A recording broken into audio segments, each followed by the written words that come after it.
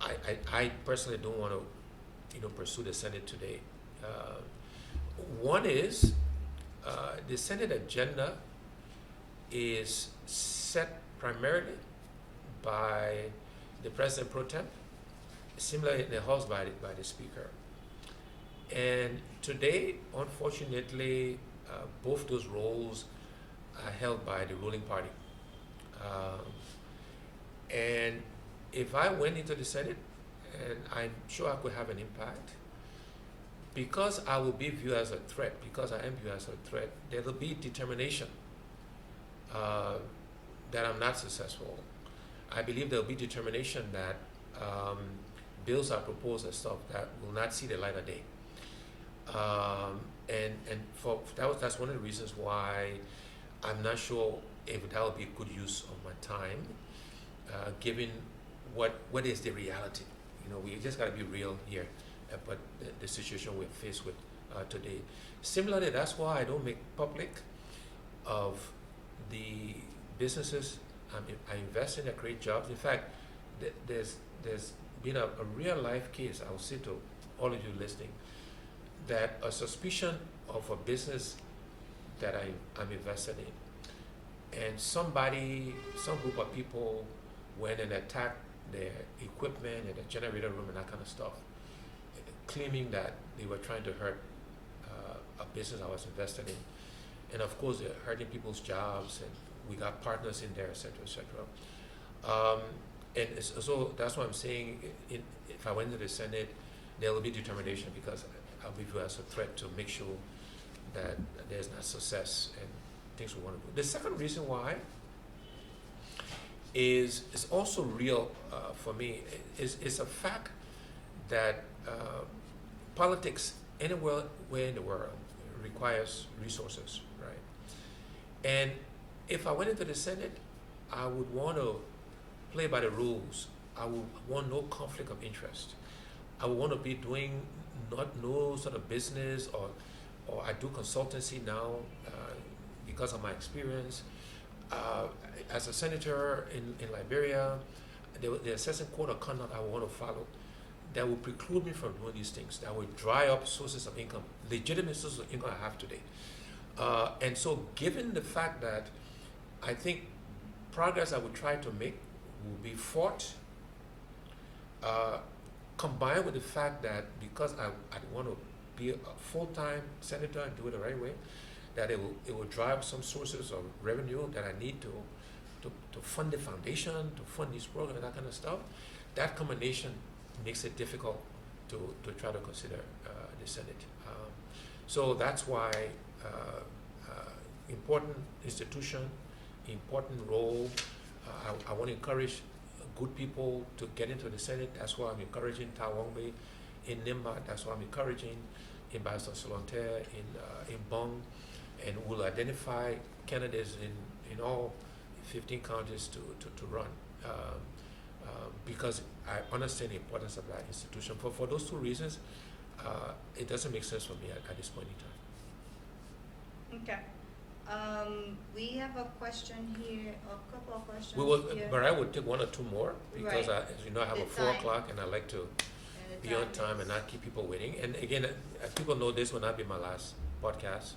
We're doing this every month, and we'll also do some radio interviews from time to time as well. But let's take the last two questions. Okay, so the one question here, two persons has asked about the same-sex marriage or gay question. Do you support same-sex marriage? Joseph Allah is asking, and another person said, is it true that you support gay? Yeah, no. I mean, look, the same question, and this is a narrative that's been played and used politically. I do not support same-sex marriage. Never have.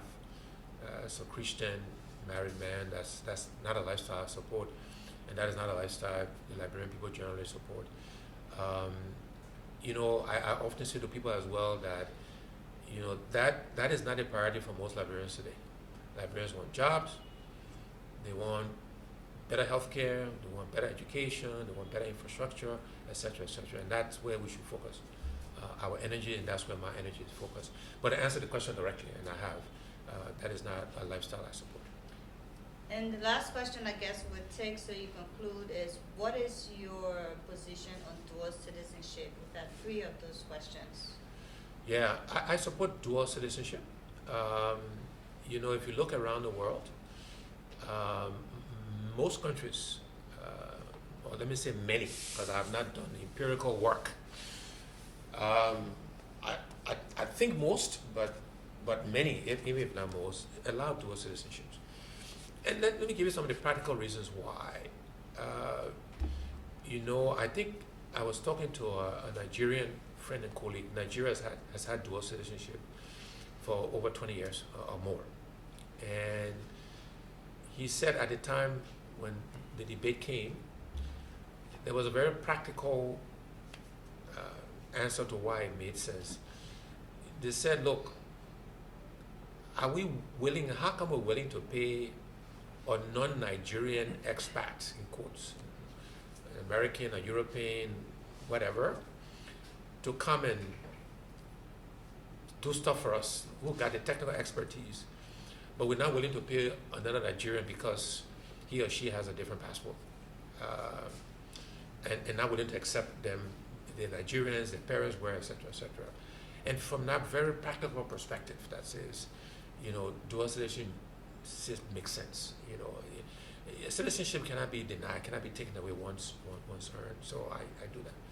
But I also agree that we should put some restrictions. And so I think Kenya has done something similar, Ghana, the rules are not the same, but they've said, look, if you want to be president, vice president, you want to be chief justice, there's certain roles, I think you have to have only one passport.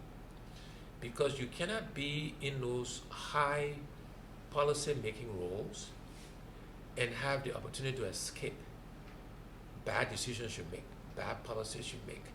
You have to be, compelled to live with the consequences of decisions you make on behalf of other people. So if you're in a policy-making role and decisions you make affect thousands and millions of people, you can have an out. Oh, if it doesn't work, I can run away, right? If it doesn't work, I gotta live with the consequences of this. I think that influences the decisions you make. I think we should be careful not to put too many more restrictions on that, because again, like at the assistant minister level, that's where the technical work needs to be done. That's where you need the technical expertise. And at that level, I think we should be flexible with this dual citizenship thing. But long answer, I think it makes sense. I think we should do it. I think we look across Africa, most countries in our continent and across the world allow it because they're benefit. Now, there's some reasons why, by the way, to be fair, why many Liberians are not supportive. Because they've seen the behaviors, unfortunately, of a few diaspora Liberians who've come home, done bad things, stolen, and they can leave and no consequences, right?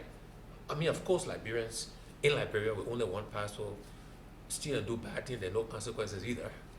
But the fact that they can leave and walk away, Liberians are reticent, and you can understand that, right? I mean, so we got to be sensitive to both sides of the argument, and not be condescending, and just understand why people feel the way they do, and try to explain and help them understand the values or the benefit, why it makes sense. Unfortunately, again, not many, but a few diaspora Liberians come in and kind of look down on people here, and I say very condescending, and because, you've had the blessings of being able to go to a different country and get different sets of experiences, it doesn't make you any better. And again, this is very few people that do this, by the way. Most Liberians are, understand this and that sort of stuff. But those few examples of when that happens, it colors things for everybody. It paints everybody bad, even though the majority of the diaspora Liberians don't do these things. And I want to make that point. But a few do, and it makes it difficult for the others who don't do that. But look, let me end. It's a little after 4. As I said, I have somebody actually waiting. We're in, by the way, we're in the lobby of the Cummings Foundation, and so people are actually waiting outside to come and see me. You know, just for the record, I spend most of my time here at the foundation office, uh, business calls, meeting people, etc., etc. I spend about a day, a week or so at the party office, so I'm not, you know, contrary to popularly driven and in the political stuff every day of my life. But I want to thank you again for those listening in. Thanks for your questions, all good questions, except for the one that said I'm sponsoring protests.